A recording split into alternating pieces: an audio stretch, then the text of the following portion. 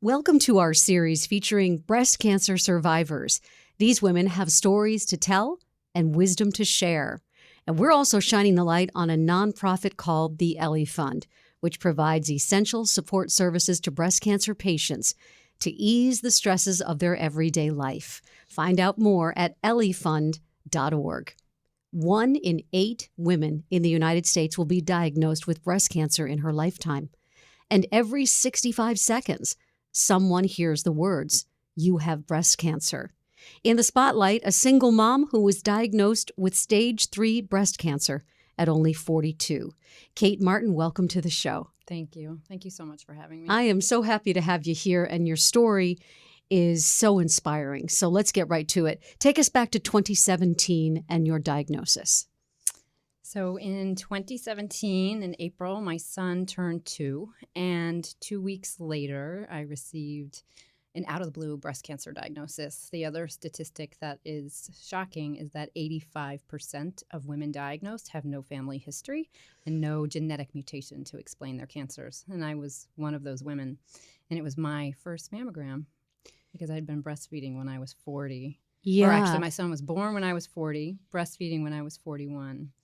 So it was my first sort of official mammogram following what had been the summer before a slight, on the other opposite side, I'd had a little bit of mastitis, leftover infection once I finished breastfeeding, had an ultrasound on the right breast the summer prior, and unfortunately they never took an ultrasound to the left breast while they were sort of in the neighborhood that year. So when I went back the following spring for just, the mammogram, I started to have some stabbing pains in that left breast. And when I sort of felt around my chest where the pains were, there was a mass that was so large that I thought it was a pec muscle. And after a woman breastfeeds, a lot of changes in the body happen. And so everything had gone from sort of glorious to deflated to what is this new muscle in my body and why is it sort of stinging with pain? So I went back in And you got the news. and I got the news. Tell me about your diagnosis. I was stunned, stunned. I didn't think I had no reason to be worried. I wasn't worried when I went in, that day that I went to the doctors. I kind of said, I have this thing. And, they said, well, we don't have any mammogram appointments, but come on in. We'll give you a physical exam and we'll take it from there. And I went and had the physical exam. And then it was, oh, what do you know? A mammogram machine is open right here. Why don't we come over here? And then it was, here's an ultrasound machine. Right. And let's do a biopsy right away. Right, exactly. So you start getting a sense of urgency. Right. Well, I knew I was in trouble when they didn't laugh at my joke when I said, it was a huge mass. You could see it with your naked eye. And by the way, it didn't even show on a mammogram, which is another really sort of terrifying thing that women need to know to be empowered about their breast health education is that 3D mammograms, which are becoming more popular and more covered by insurance, or a regular mammogram in combination with an ultrasound is really what will detect masses. I mean, my mass you could see with your naked eye and it was the size of your fist, and yet it wasn't on the mammogram. And when they asked me if they kind of said at the end of a lot of worried glances back and forth, well, we're going to tell you what's going on. You do have a large mass. We want to biopsy it now if we can. And I looked at them and I said, well, what could this be besides cancer? What are some other options? Maybe my twin that I ate in utero. And they didn't laugh. They didn't laugh. Kate with the humor. So you were diagnosed with stage 3 breast cancer. Where was the metastases? In my lymph nodes. So, I walked out from the biopsy, spent a weekend at my parents' house for the Easter holiday, knowing that I was pretty likely to receive bad news the following week, but still shell-shocked and not really understanding it. Did get the diagnosis that following Tuesday, and then you enter that horrifying space of not knowing how far it's gotten and, grade and stage and all of that. And so you have to go through all those testings. And they did a lymph node biopsy at that point and found that initially they thought it hadn't spread to my lymph nodes, but then they found that it had. So treatment was aggressive. Let's take a minute and step back and talk about the person in your life who is everything. Yeah. This little guy named Ronan. Yeah. You decided to seek out a sperm donor when Mr. Right didn't seem to be coming around. Right. Tell me about that process, and let's talk a little bit about your pregnancy. Yeah. That's a happy topic. Right. So as I sort of approached my late 30s, I had dated a lot of wonderful people, none of them quite right for a long-term partnership. And I sort of decided, I got to a point, I broke up with somebody and literally went, that following Monday into a doctor to say, okay, I'm here to freeze my eggs. And I thought I could buy myself some time on the traditional path that everybody sort of expects for themselves. And the results of that were, I found out that my fertility wasn't where I thought it was. And so that doctor, the yield of what I got for, egg freezing was not great. And that doctor said, if it's really important to you to have a biological child, you should think about it, doing it on your own. And I'd kind of joked about it for years. So this is where I say you really have to be careful about what you manifest, either intentionally or by accident. Because when, the dating history would go south and I'd say to my mom, don't worry, Mom, I'll let you help me pick a sperm donor out of a catalog one day. And there we were on the internet. And so I made the decision after a lot of hard work and therapy and soul searching. I decided that was what I really wanted. And I didn't feel right. I felt like a mom already, but I didn't have a baby in my house. So I found a donor and started down that path, and then struggled with infertility for about a year, which was really challenging. But each time I went through it, I realized how badly I wanted it. Tell me about the day you found out you were pregnant with Ronan. Oh, that was fun. So I sort of went into the whole thing with cautious optimism, which doesn't really exist. You can't be cautious and optimistic with your whole heart. So towards the end of that year of infertility, I finally hit a rock bottom, and I cried for the first time in all of it, and I just lost it. And at the end of that, I woke up the next morning and I just said, you know what? I am coming for you, baby. And I changed the way I talked about it. It wasn't an if anymore. It was a when. And I meditated and I did all of this work around, the yoga practice and all of the, the mind, the visualization. And I just pictured myself getting pregnant. And the day I went in for that egg transfer, I said, I'm going to get pregnant today. Bye, friends. See you. And sure enough, the day the only thing I hadn't tried and all that cautious optimism was really believing it. And then the minute I really believed it and I admitted to myself how much I wanted it, I was pregnant 3 weeks later. And I just remember sort of looking, I'd seen so many sticks with no line, and then I just kind of sat there staring at it and laughing and just couldn't believe it. Single parenthood is difficult. Yeah, it is. What has it been like for you? Beyond the cancer diagnosis. Yeah. It's challenging. I'm not going to lie. It's a testament to how hard single parenting is that when I got an out of the blue cancer diagnosis, my first thought was kind of like, oh, shoot, like there's another thing to do, something else I got to tackle. And it's really challenging, but it's also really beautiful. I have a relationship with my son that is really special. And because it's just the two of us, I joke that he has the benefit and the burden of my undivided attention.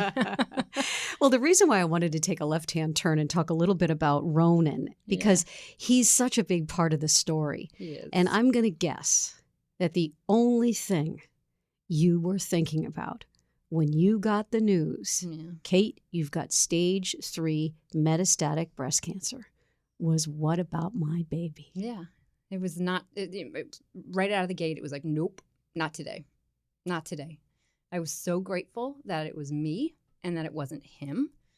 I know that I can handle whatever comes at me. So thought number one was that I was so grateful that it was something that I had to tackle.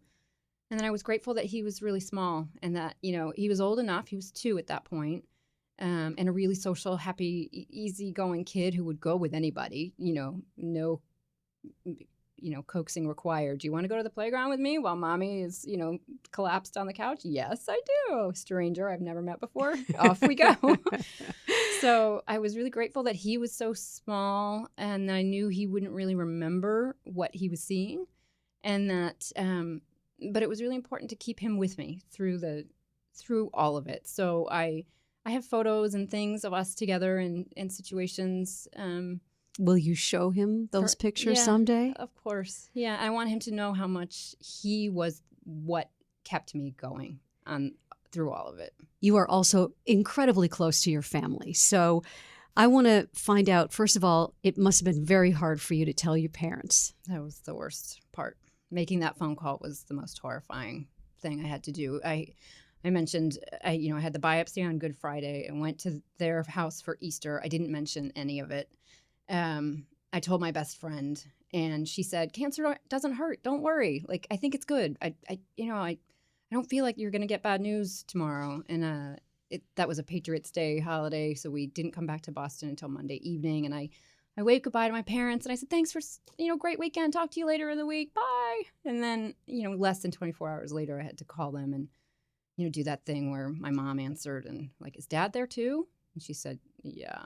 And I said, "Well, could you go get him on the phone as well?" And that never is followed by good news. And I just knew, I was blowing up their world. I knew how grateful I was that it was me. And of course, my mother wished it was her. And that's what mother love is. Yeah, it is. And what was your treatment plan and what hospital did you go to? Tell us a little bit about that next part of your journey. Yeah. So the next part was, my mom was, at my side within 12 hours. They live in Connecticut, only a couple hours away.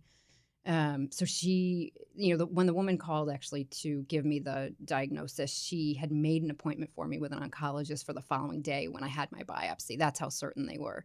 So the good news was that we could spring into action. We're action people. My mom and I especially are like, okay, great, it's go time. What do we do? Show us what to do. And step one was getting the best care team mobilized. And in Boston, we're so lucky. We have such incredible opportunities and doctors. And where did you get your care? I was at Dana-Farber. So my oncology team is at Dana-Farber, and then my breast surgeon was at Beth Israel. And I could not have felt more confident in the people who were caring for me, and they were as willing to be as aggressive as I wanted to be, which was, like, cut everything off, take it all, like whatever you need to do, just do it right now. Get it out of my body. Totally. Yeah. Let's talk about chemo. How did your body react? It's not that fun. Okay. It's a heated chair, which is nice. And it's a chance, for a single mom to hang out for 6 or 7 hours a day in a heated chair with blankets and snacks.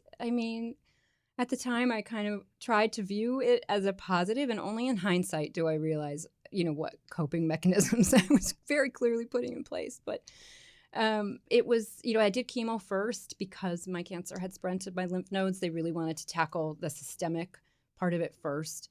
My body responded really well to the chemo, which was great. Within one treatment, the tumor that you could see with your, naked eye and touch went from like a big, hard fist-sized rock to much smaller, more malleable. And so I did 16 weeks of chemotherapy, 8 rounds every other week. And then I had a month in between to sort of get my immune system built back up as much as possible. And then I had a bilateral mastectomy and a lymphovenous bypass because I had to have a lot of lymph nodes removed. But the lymphovenous bypass helped prevent lymphedema, which is another side effect that lots of people don't talk about, but it's really unpleasant for the people who suffer from it. And I've been really lucky not to develop it so far. And then I did 6 weeks of daily radiation after that. So, right. It's a long journey. It is. So along the way, yeah, this nonprofit that we're so crazy about here in Boston called the Ellie Fund. Angels. Became part of your village. Yeah, they did. Tell us about it. They did. One of the teachers at my son's daycare, it was really obvious what I was going through. I was bald and everybody had known, and I was very upfront about it. I wanted to be really transparent about it and make sure that everybody around had information and not, sort of suspicions. And I didn't want to scare any little kids and that sort of stuff. So the teacher approached me one day at drop-off and said, there's this organization. I don't know. My mom told me about it. I think she must have had a friend or something. It's called the Ellie Fund, and you should look into it. And I remember going to the website and saying, like, oh, what is this? Like, what? And I love that they let you choose what's most useful for you. So, I could have chosen house cleaning or meal delivery services or childcare, reimbursement costs or grocery gift cards or any of those things. And so that's what they did for me. I remember I applied, and it was a couple weeks, it was fast. I remember coming in, bringing the mail in and sitting down, seeing a letter from them and opening it. And they gave me 3 months of childcare reimbursement and 3 months of really generous gift cards to Trader Joe's. And I remember crying and explaining to my son what happy tears meant.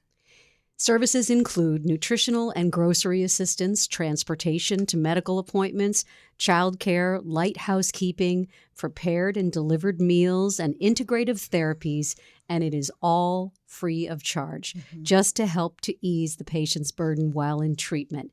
If you'd like to donate to the Ellie Fund, and we sure hope you will, or if you just want to find out more about their services and maybe you know someone who needs them, just go to elliefund.org. That's ELLIE fund.org. You have also gone green, and you are determined to remove the many environmental toxins that are around us every day. Give us your philosophy about breast cancer and the connection to our environment. Yeah. So, as I mentioned earlier, 85% of women diagnosed have no family history, have no genetic mutation to explain it. My oncologist said it was bad luck. And here I was, at 42, with not just a little cancer, but a lot of cancer. And, having struggled with infertility. And so, what I started to realize and started to research was environmental toxins that could have contributed. And there aren't a million highly funded scientific studies yet. So the cancer community isn't willing to say cause and effect right now. But all I know is that on one bucket, we have increasing cancer and infertility and autoimmune condition and allergies and all of these things happening. We see these rates escalating daily. And on the other bucket, I've learned, how many known toxins and carcinogens and endocrine disruptors are in our personal care products. And learning that while I was going through treatment just put me in such a downward spiral of fear and shame and anxiety that I needed to switch everything as fast as I possibly could to protect myself and to protect my son. I felt like I should have known because we blame ourselves when there's no other explanation. It's just human nature. So you've now got the greenest house out there. Well, I work at it, and that's the thing, and that's what, I finally got to a more balanced place with it where I realized that it's about progress and not perfection, and that when you know better, you do better, and you chip away at it, and you make as many conscious, intentional choices as you can. You've got a passion for curating clean products for your home. This is a project. Yeah. Tell me all about it. Yeah, this is my passion project, which, to be honest, would be a lot easier if I could step away from, but it's sort of one of those can't stop, won't stop things. It's called the Sangha Project. Sangha is a word used in the yoga community, which I learned when I went through yoga teacher training after I finished treatment. And it loosely translates to beloved community, and it implies members who share a common path and a commitment to supporting each other. And so the yoga community, the people I went through teacher training with, they were my Sangha. We spent 200 hours in a room together on a real major spiritual and physical journey. And, the cancer community is certainly a Sangha as well. And so the mission of the Sangha Project is to provide these curated kits for women, not just breast cancer patients, but all women's cancers, to provide them with a clean beauty starter kit and just some light on this path and a community that is aligned with their priorities, which is, health and wellness and optimizing that, and that has safe products and things that they can trust so they can focus on healing. How can people find out more about the Sangha Project? So the website is sanghaproject.org, and it's SANGHA project.org.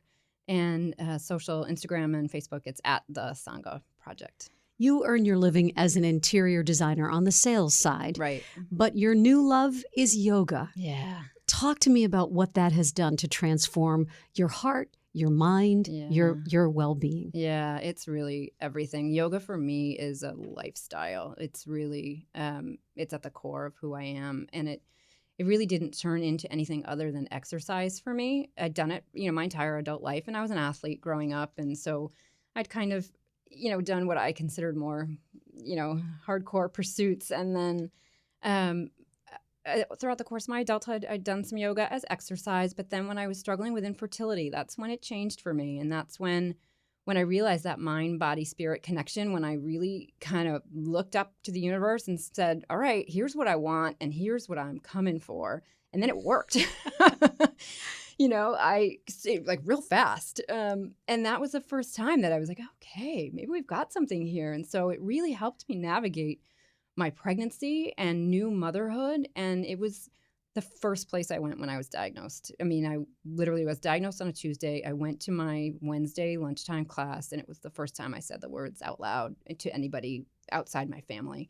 I'd only told my parents at that point and, a couple close friends. And I told my teacher, who I'd been practicing with for, a year or so at that point, just in case I left the room unexpectedly or, had an unexpected emotional reaction. I just kind of whispered to her, like, by the way, I was diagnosed with breast cancer yesterday.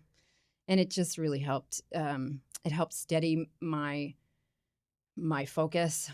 Physically helped me, mentally helped me. And so doing teacher training when I had completed my active phase of treatment was the most healing thing I could have done for myself. It was my way of showing my body how much I loved it and how much I trusted it again. And that, everything we'd been through together and all it had provided for me in the last 5 years, I wanted to honor it. They say that breast cancer changes you from the inside out. Has that been true for you? It's at a soul level for sure. For sure. I struggle with this because nobody would choose a cancer diagnosis. We see the outcomes every day that don't go well. And I know how many of us personally are touched by that. And it has brought me so many gifts and so much beauty and clarity and perspective into my life that I'm so grateful for, that I don't think I would have. It's a hard one, but I'm just filled with gratitude that I have that perspective on life. When the treatments are done and the doctor says, okay, right, Kate, you're done. Now Come what? back in X months for your next scan. How do you adjust? Oh, it's hard. Has that been a hard part for you, survivorship? For sure. And it's harder than anybody really talks about, which is why I talk about it, as uncomfortable as it is, because I know by sharing how hard it is for me, and also that it can be, everybody thinks you sort of come out of this, there's a lot of battle language with cancer, which I'm so uncomfortable with. Like, you got this, or go crush it, or, all those things that people say because they mean so well and they believe, like, yes, if anybody can crush this, it's you. And I felt that. Fortitude around me, but it also leaves you feeling like, well, what if I don't? Have I failed you? And what about the days afterwards when I don't feel like I'm crushing it every day? Like, I still feel, after the dust settles, when you're in active treatment, it's amazing how long you can stay in shock. You can stay in a shock state for a year solid and not realize it. And then when you come out and you start processing and understanding what really happened and how serious the circumstances were, that's when the real work begins. And it's a challenge, and it's a challenge to navigate that and to also be filled with joy and gratitude at the same time. They're not mutually exclusive. Where does your strength come from? Oh, I mean, my son, so much of it. And just within myself, I've always described myself not necessarily as a religious person, but a deeply spiritual person. And all I can say is the first moment of stillness that I had after I was diagnosed was when they were pushing me into the MRI machine. And I knew that I had to be in there alone with my thoughts for the first time. I was in action mode right away, but this was a 45 to 60 minutes that I was just strapped, had headphones put on me and pushed into this machine. And I knew I had to be still and quiet with my thoughts. And what kept looping in my head was, I trust you. I trust you. I trust you. I trust you. That, who was I talking to? Adversity is a great teacher. What have you discovered about yourself over the last 2 years? I have really learned how to treat myself with grace, with kindness, to speak to myself the same way that I would speak to somebody else that I love deeply. I've learned my strength. I've learned that you don't if you threaten me, you threaten my child, and it's just not a great idea. Because Mama Bear is coming for you. And I've realized I'm so loved. And, that is it's such a hard won perspective, but I wish that everybody could understand how deeply loved they are without having to have a health crisis to prove it. Can you offer a piece of advice to a woman who is just starting out on this journey? She's scared, she's worried that the breast cancer will take her life, maybe take her away from her children. What do you say? I say breathe. I say come back to your breath. That's the only real tool that we have, and that's the yoga in me talking. And it's something I say to myself all the time because it's true. Cancer will take your breath away from you, as any highly stressful life event will do. But if you can just sort of trust and look inward and find that deep, deep well of strength that I think we all have within ourselves and breathe into it, I think you'll probably surprise yourself. At this moment, at this time in your life then, what does success mean to you? Being present. Really, truly being present in any given moment. That's what we have. We as humans tend to replay the past and sort out circumstances, or we worry about the future and what might happen, but none of those things are real. The past is gone, the future isn't here yet. What we have is right here and right now. So if you can stay in that space and live with gratitude for the present moment, none of the rest matters. I want to say thank you so much for being our guest this week and for sharing your story, Kate Martin, on this special series about breast cancer survivors. Thank you for the wisdom you shared today. Thank you so much for having me. I'm so grateful.